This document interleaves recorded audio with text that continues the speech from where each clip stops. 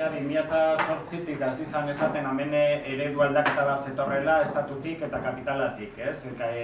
Estatuak egin zuen kristalako apostoa kapitalaren alde eta enpresarioi eta botere guztia monda, ez? Orduan, hemen ja planteatu zen herriboi borroka bat eta inbeste greba egin genituen eta ikusi gendun horretaz aparte, enpresetako borrokaz aparte, herriaktibazioa behar dugula. Jendea eta borroka kalera atera behar genituela, kalean geratzen zirelako, enpresadatik aparte geratzen zirelako hainbeste sektore. Eta eredu inposatzaile honen aurrean, estatuko eredu inposatzailearen aurrean, guk geure eredu propioa behar gendula. Herri bezala, sindikato bezala, eredu eraikitzaile bat behar gendula.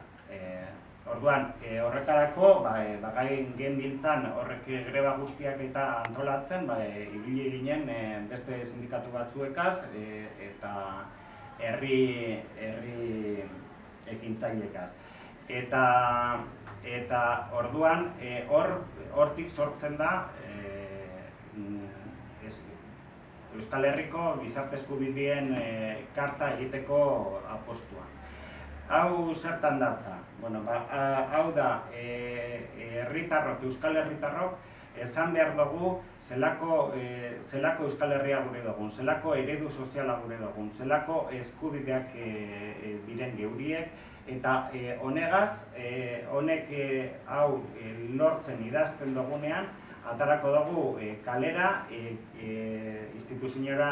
instituziotara eroango dugu eta aldarrikatuko dugu gure eredu berria. Zelan egiten dugu hau? Hau bada herri askotan, herri gehienetan, badauz asanbladak non eztabaidatzen diren